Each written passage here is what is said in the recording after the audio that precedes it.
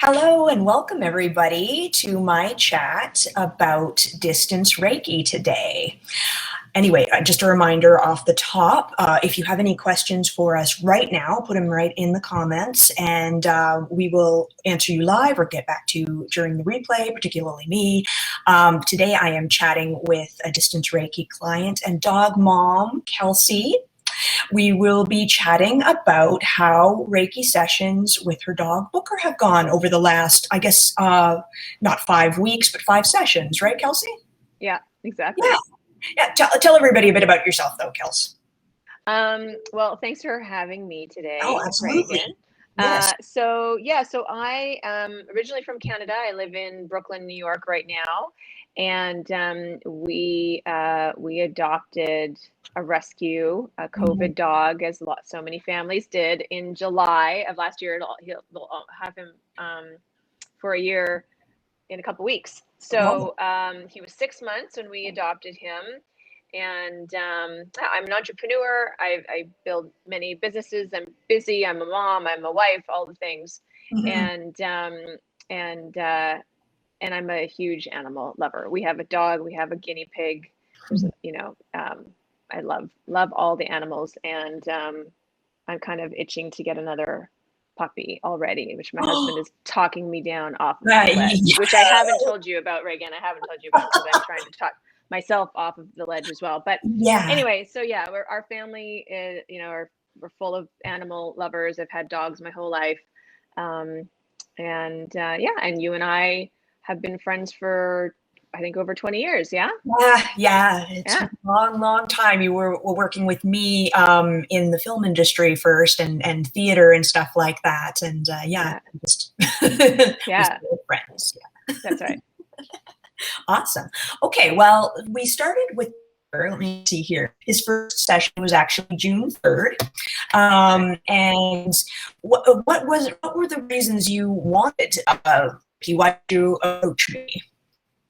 Yeah, so I reached out to you because we had moved the end of March, beginning of April, just to another area of Brooklyn.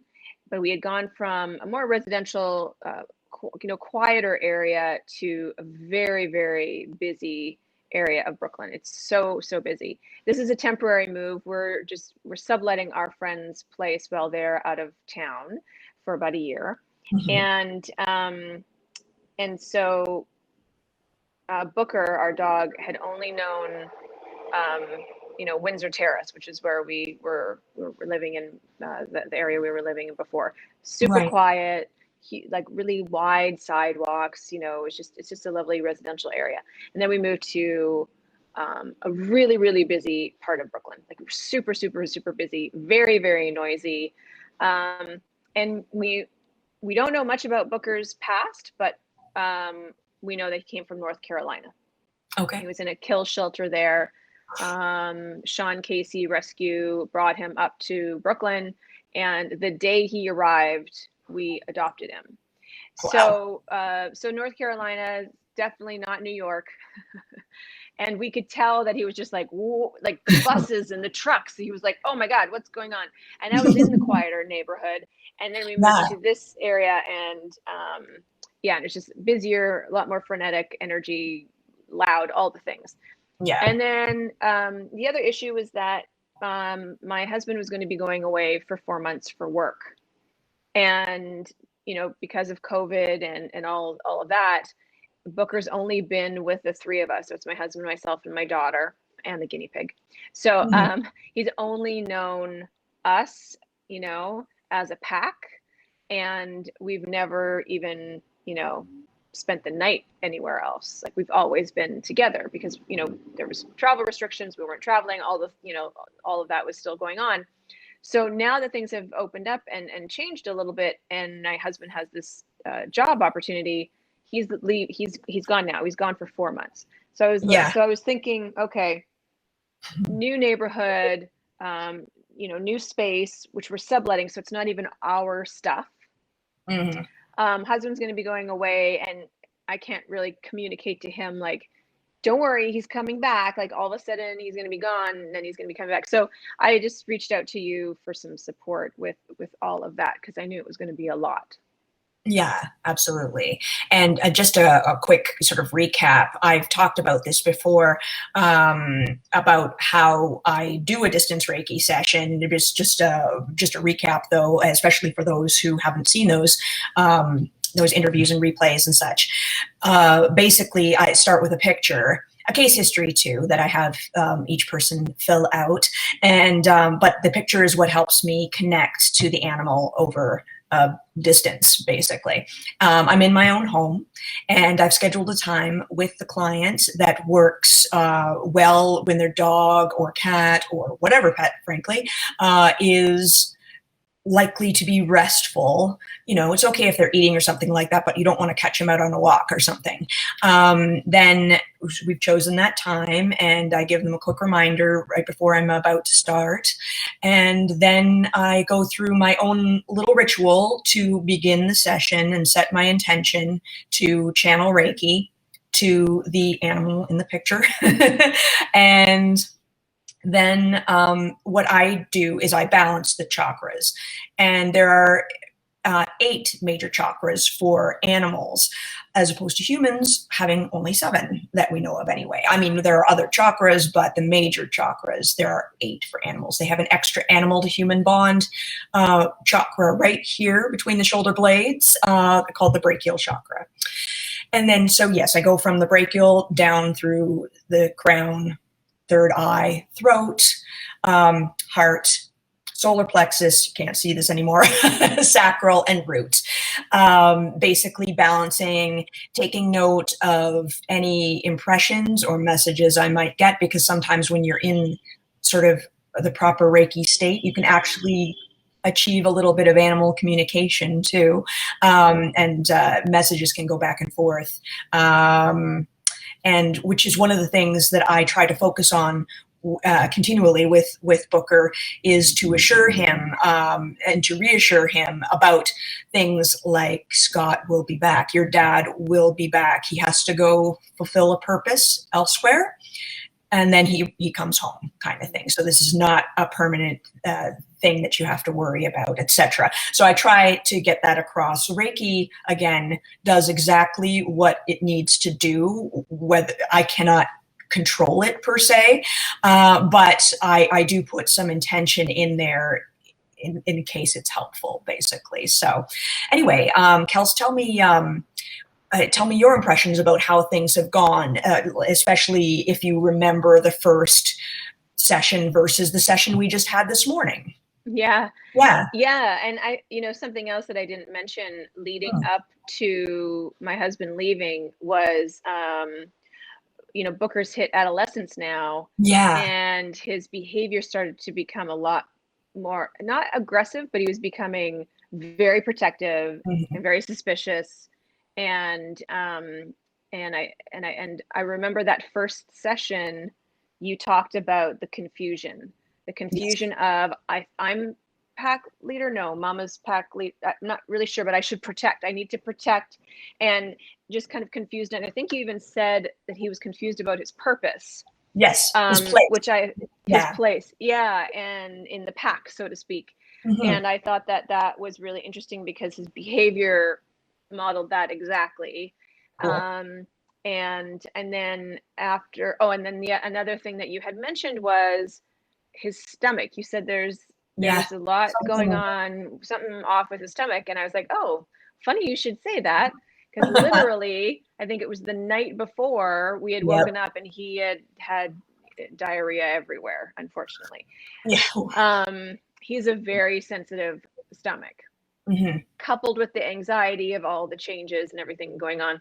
So I remember that after the first session, our first couple sessions, I felt that his energy, that protective energy, was a lot calmer. Like, he felt a lot more calm, and that he didn't need to be the protector.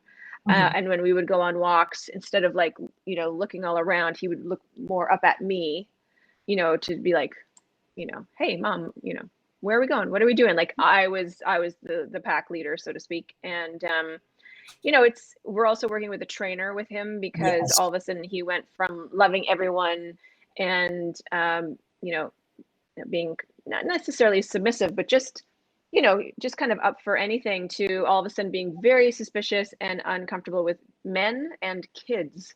Mm. And we're like, oh, that's problematic. And he's a mixture of a lot of different dogs. You know, we haven't Yeah. actually gotten a lot of different breeds. We haven't gotten a DNA test for him yet, which I would like to do. We're Yeah. sure that there's some pit in him. We think maybe Great Dane. We're not sure because he's a big Looks that boy. way. He looks that way, like not just his size and his height, but his body structure and his facial his structure face. does too. Yeah. And so anyways, we're curious to see what breeds he has in him.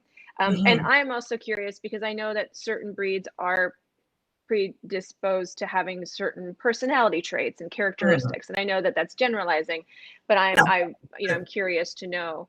So and we don't know what happened to him like the first 6 months of his life. So now all of a sudden he's coming into his adolescence. He feels like he needs to protect. He's suspicious of men. Kids is a big issue. And then of course my husband leaves. So now that's going to ramp up. So yeah, so we, we're working with a trainer, we're working with you, and I feel like I'm already seeing changes in him.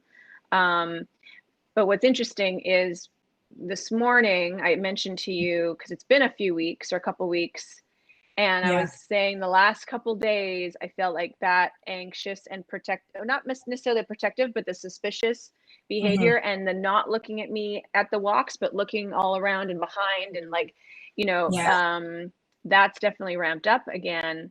And so I'm curious to see over the next few days. I suspect that that'll calm down, because I feel like every time he does a session with you, that energy decreases, and he's in a lot more of he's in a calmer state. Yeah, the point is to balance all the chakras as best as possible, including wherever the anxiety happens to be, which I tend to feel in his throat, sometimes his heart, but the solar plexus and even the sacral seems to be like a good deal for him. And that's also really interesting, I think, because anxiety and gut issues are so intertwined. It's hard to tell which one's causing what, or is it a little bit of column A and B? Usually it's column A and B, I find, and just in general. So that really comes across with him. So right in the solar plexus and sacral, where you will find the guts, and but also confidence and or lack of in the solar plexus. That's where a lot of the boosting is required, the balancing, for him. So that's it's semi-textbook, I guess. Yeah. And I feel like having our trainer coupled with the Reiki is very helpful, because I think having the trainer was also causing him anxiety, because it was also something new. Then all of a sudden we had a new leash that we were using, and a new way of walking him, and like we were using the clicker, and we're doing all the more new things that he was, that we were throwing at him, that he had to deal with. So I felt like having the Reiki, simultaneously while we're doing the training is really helpful, because then just energetically it's allowing me to communicate, I think, through you, right, in a way that I can't otherwise. Like even just reassuring him that my husband will be back, and letting him know that I've got this. I'm not going to let anything happen to the pack, and then letting him know that the training, although it's new, is going to be helpful. And I know that's not exactly how you work, but we've had those conversations where we can kind of talk about an intention or a plan. Yes. I mean,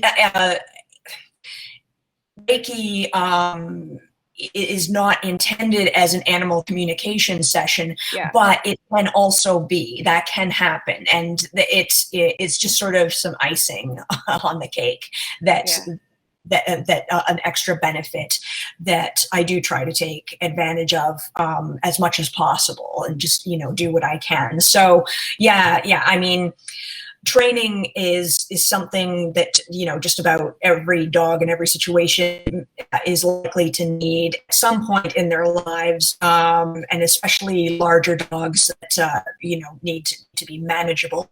Yeah, because he's strong. And He's so strong. He's like 85 pounds of pure muscle. Yes. Pure muscle. Like he's so cut that I make a joke that when I'm not around, he's like working out with my weights. Like he's he's so strong. He's so strong. And that was another reason why we needed the trainer, because he's like I said, he's 85 pounds of pure muscle. We had a Bernese mountain dog before who was 95 pounds, but very different type of dog, very, very different breed, very different personality. And even when our burner Brando would pull, he was manageable. Booker's he doesn't know his own strength. And I can also tell that when he's playing with other dogs too, he just doesn't know his own strength. Hence another reason why we needed a trainer. But he's strong.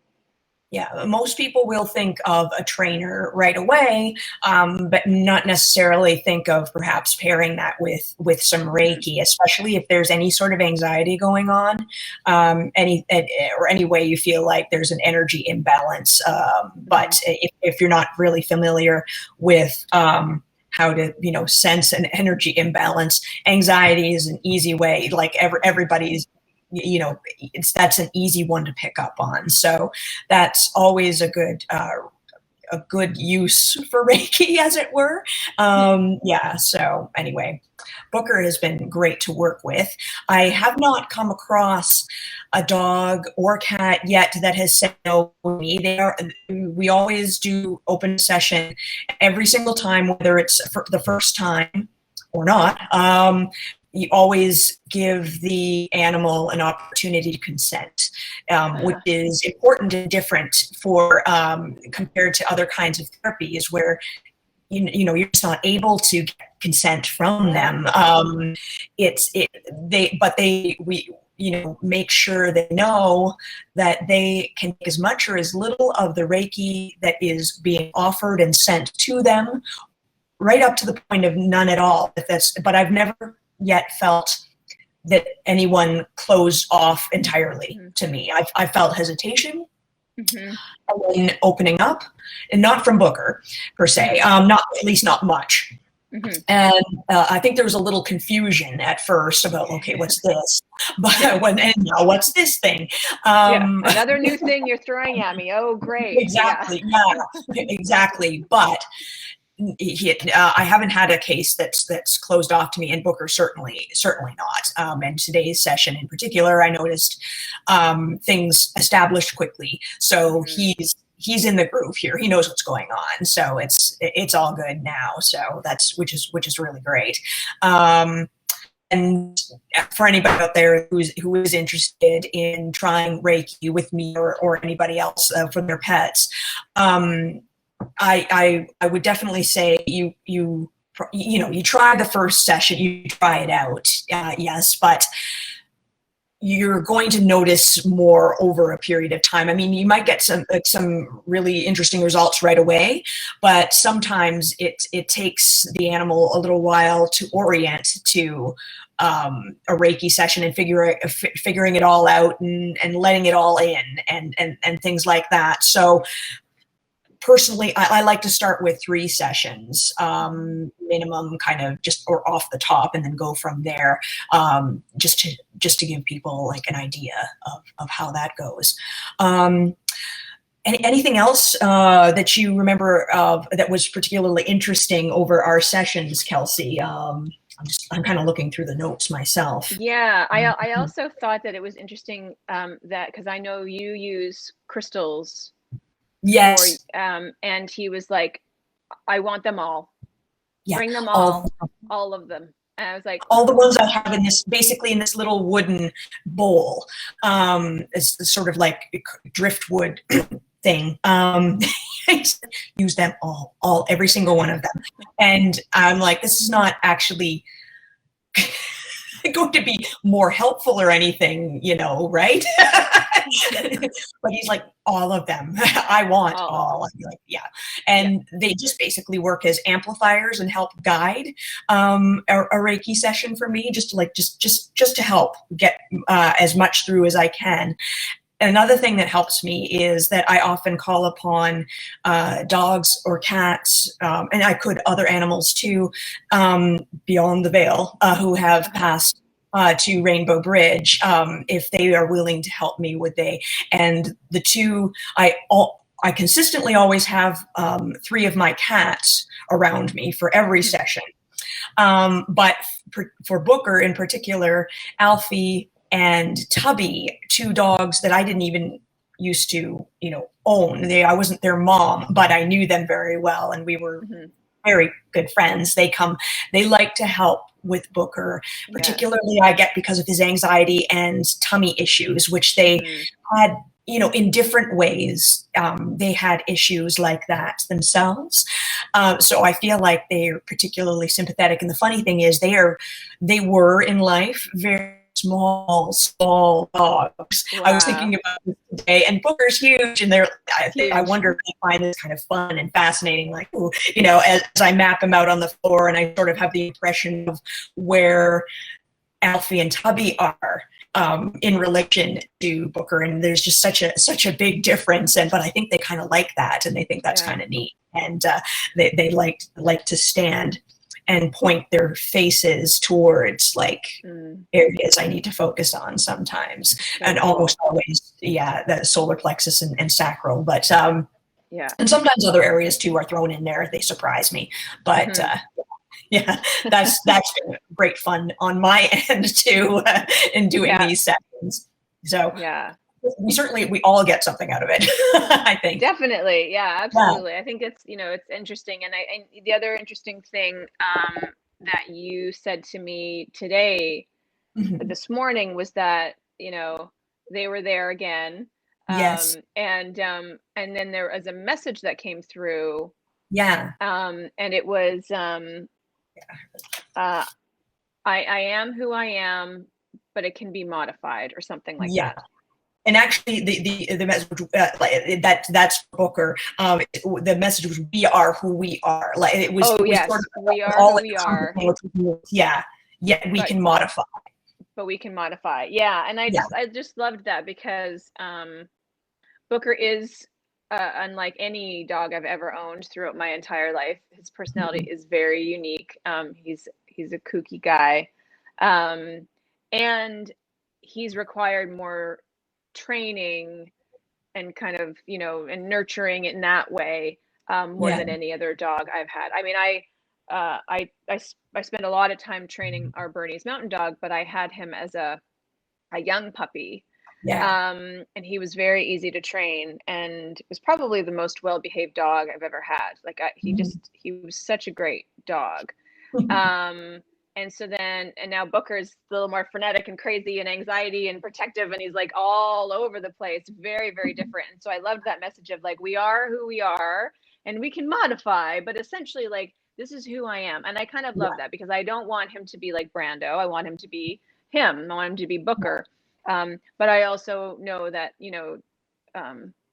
integrating him into the pack, where it's going to be safe for him and he won't be confused and reduce his anxiety. I think that's all very important, which is why we're using the trainer and using you. And I think, some people might be a little like, well, I don't understand, how does Reiki, she's not even in the same room. It doesn't and we just have to remember that energy isn't constrained by our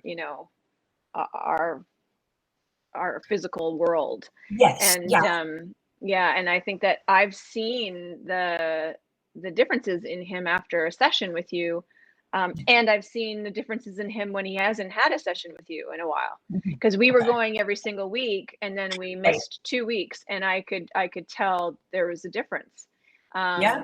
And so yes, I'm very grateful for it. I think if anyone has, issues with their animals that they are struggling with, then this should be considered, because it's just it's a great additional tool to help, us as fur baby Mhm. mamas and Yeah. parents. Yeah.